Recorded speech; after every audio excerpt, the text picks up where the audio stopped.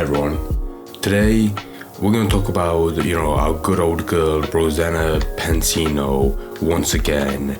This time, God bless her, she felt a bit more creative with, I have to say, one decent video at bare minimum. It's not like a savior by her standards, because the amount of slop she's made and fucking slander creating towards Mr. Beast and the whole work group chat, it is massive. But it's one video.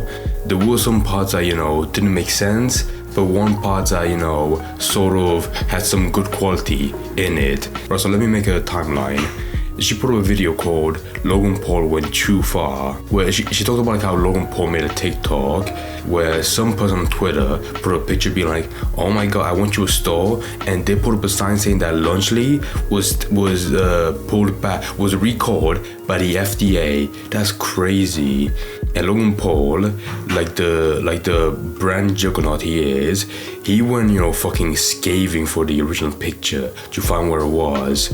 And I don't really mind that, because if you know anything about Logan Paul, he would be like a rat, looking for like anything that might slander his product. And with something like that massive, saying that allegedly the FDA pulled your product, you wanna find out who put that up there. I mean, like me personally, it looks more like a joke than anything else. But yeah, he went to find it. He found the exact store, the exact aisle. Turns out to be like an American store, Fred Meyer's, whatever the fuck that is.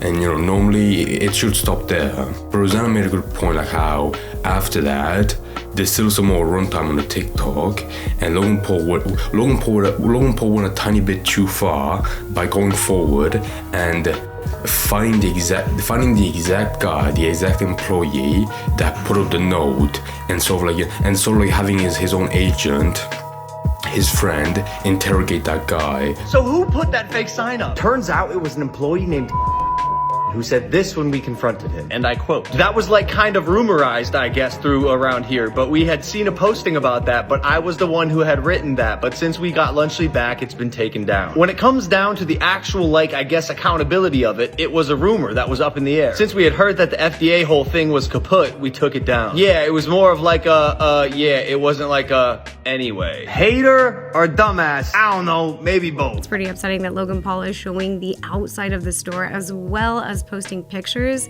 from the employee's personal social media account. Was that really necessary? It is super creepy for a massive public persona to go to a private individual's social media accounts and then post pictures of them publicly to shame them. I mean, when I first watched it, I was like, yeah, that probably is that's definitely way too far for just like a note.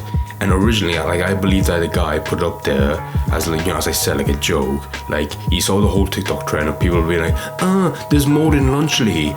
I believe that if he works there and he's pissed off by the product, by Logan Paul and his two other goonies, then yeah, he'll put it up, for a quick laugh and then take it down. Oh, but for context as well, the guy that put up the picture on Twitter wasn't himself. It was someone like a random customer that saw it and he put it on Twitter. So yeah, now on that one side, I do agree with Rosanna that nearly doxing the guy. I mean, it wasn't doxing his home address, but showing a picture of him and where he works, that's way too far. Yeah, I agree. However, the one part that makes me feel like it's a little bit, it feels like the same mistake as the one she did in the work group chat, where she criticizes someone for a mistake or something bad, but then she repeats the same offense in her own video. A 13-year-old picture, a picture of a 13-year-old kid nearly naked. I'll put that up in the video as a proof of evidence when it's really not necessary. She did the exact same thing in this video where she found the guy, the actual employee, and brought him on for like an interview in her own video. And it does seem nice initially, but then you realize, wait a second, if this guy's like a random employee, then yeah, it was already right off the bat, a very bad issue for him having his own a picture of himself, being doxxed on TikTok for a very minor incident of putting up a note. Then yeah, I agree that's bad. But then you sort of undermine your own point by bringing the guy on to your own video for an interview. And you're like, I feel like if you wanted to talk to the guy, fair enough. Like just talk to him, like message or whatever, or like actually, face to face, and then show like the key points of what he said. But no, in her video, like she turns on the webcam, shows the guy's face, and brings on his partner as well, which you see for like a full 10 seconds, and that's it. I don't even think the partner said anything at all. Just sat there in the corner, like off frame. But anyways, the actual employee, when I realized it was an interview, I was thinking, there's no way the story is so deep to warrant a nearly 25-minute long video. Like what could he say? So I'm gonna get into that. Okay, so first of all, I can't really excuse what Logan Paul did. It was way too far, even by his own standards. So I want to see what Rosanna did in the interview to like really defend this guy and protect him. Because like I said, if you really did care for the privacy of the guy, I don't think an interview where you see his face and you hear his voice, I'm not sure that would be the best way to protect him. Especially when you see what the job did after the whole backlash from Logan Paul. About putting up that note. Okay, the first thing I'll point out, this guy talks for quite a while about how he got engaged. Or more so like how he started dating his partner, and talk about his dogs as well. So, Casey, can you tell us a little about yourself? So I moved to the area about 3 years ago. Started working at Fred Meyer again. I had worked there a couple of years ago, and started with like overnight freight and was just, stocking shelves at the overnight hours and stuff. And then eventually the opportunity came for me to actually get promoted and start management over there. So I think around, a minute later, around 7-minute mark, he talks about how the whole thing started, where around like the area of, that store, the processing place or the manufacturer that was making the chicken, or the chicken version of Lunchley, and there was a listeria outbreak, which of course it led to a shortage of that product where it couldn't be stocked in stores. But anyway, if that's true, I'll believe for a second in this story. He talked with his manager because he saw like how Lunchley was it was off the shelf for quite a while, and he told his manager being like, oh, is Lunchley like, are we out of stock because of like the whole outbreak? And he said, maybe, I'm not sure, but either way, can you print out I'm too busy to put up like a sign for that. Can you do it please on my behalf and put up there on the door as you see in the picture? I had finished a bunch of different products on the aisles near the Lunchley section, and as I was passing by, I noticed that it was completely empty and that there was this item is temporarily out of stock stickers. So I was curious because I had noticed that had been out for a while, and I walked up to my boss and asked, should I post a sign, do you think? And he's like, well, it's going to take me a sec because I'm super busy. I'm going to have to look for the sign, but I do believe that it was on the recall list. So you can go ahead and do that, and I will find the actual recall notice and put it up. And if it's not been, I'll pull it down. And, within a few days, we had been shipped new Lunchley products, so they had been stacked up, and we pulled the sign down. Actually, I didn't even pull the sign down; somebody else did. And initially, so he's making the point how his manager, sort of like, he didn't force him, but he made him like put up a sign that he wasn't entirely sure, because although a bunch of like similar products to Lunchley were pulled because of the listeria outbreak, he wasn't sure if that version of Lunchley specifically was pulled by the FDA. He also made like an assumption, which is why it seems very confident on the sign that the FDA definitely pulled his product. But Logan Paul said it wasn't pulled by the FDA. It was just a shortage because it was way too popular and they were like out of stock. So I guess I'm gonna just, let's say, like, if you believe that, I think it does sound, somewhat honest, because, like a very simple mistake like that, where some employee talks to his manager and the manager's not sure, it could lead to like an actual honest mistake. So on that one side, I do somewhat believe it. Because initially I was like, it was probably like an employee that wanted to make a joke real quick, and he didn't believe like, something bad would happen. But then I realized, for a joke that far, that doesn't, like, I feel like if it was a joke, it would say on the side, like, oh, it's being pulled because of Mo, like, haha, on TikTok, like really like digging into the joke. But on the sign, it didn't seem like he did that. It seemed like an actual honest statement that wasn't played up as a joke. My one main issue, like why like it seems that story might have been, you know, somewhat fabricated, is that if you check on the TikTok from Logan Paul, when his agent or whoever, the investigator, pushed the guy in to like explain like what happened, he seemed like very nervous, and like he didn't really mention like, he didn't mention the manager part. He more so said like how it was a rumor, so he believed it. And now in the interview, sometime later, he has a story that seems very different and doesn't really line up with what he said originally. I mean, I guess yeah, you could say like he was nervous if he had some agent like pressing him on it, because like he said, the guy that, you know, was talking to him about it, he followed him through the store and even to the stock room, like really getting an answer out of him. And I guess yeah, like he could be nervous, and that's why it seemed like he was stuttering. I found this out by a Lunchly's representative that came into my work at like 9 at night and was asking me a bunch of really odd questions.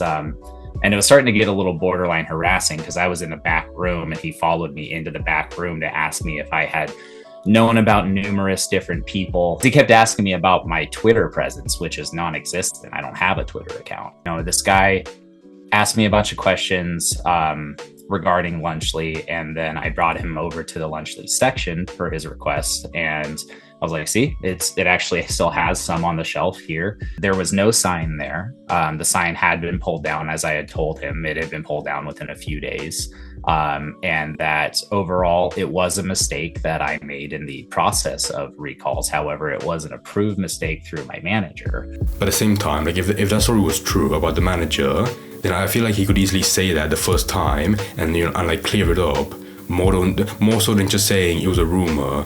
I don't know. The one part that does make me feel bad for him, like the first time, you know, he got his face shown on Logan Paul TikTok, is that the HR department, they were worried about like the online backlash from Logan's TikTok, that they temporarily, like, you know, they put him on, or they suspended him for a week without pay.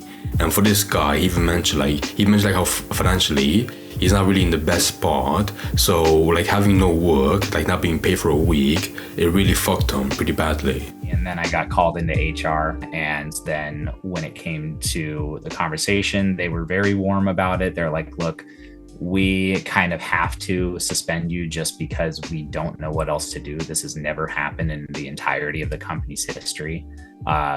And we're trying to, you know, mitigate your suffering when it comes to the community, because there are people who have seen this and will recognize you. You know, I stand by my company's decision because ultimately they are doing damage control. And I really don't understand, like, you know, if you really want to make a point about like how that picture on Twitter that might have blown up, you know, it could have been spreading misinformation. If you want to disprove it, you know, like very easily, just have the guy go over there and talk to your manager. But like you don't really have to like put a picture of the guy that put up the sign. You'd be like, oh my god, this guy, he's a hater. He's trying to tear down my brand. This random guy working at a store that makes like not a lot of money. He's trying to destroy me. Fuck this guy. But again, to go back to Rosanna, it's very clear like the store, the HR department was very worried about like a tiny bit of backlash via online.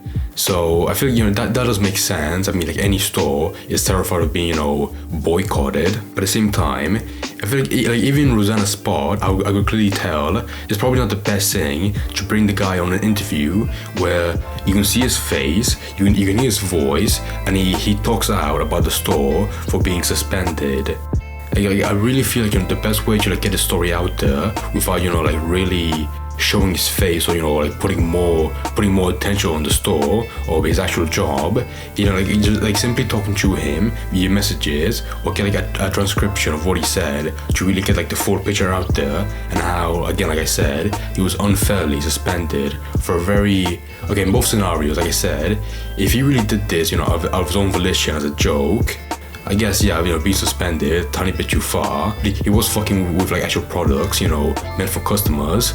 But if he's being honest about like how it was like an actual honest mistake between him and his manager, then yeah, I think it was way too far. But yeah, apart from that, I think, you know, those two main things were like the actual, you know, key crucial parts in this explanation. Oh my god, I just realized, did this guy have a fucking Gamer Subs waifu cook collection?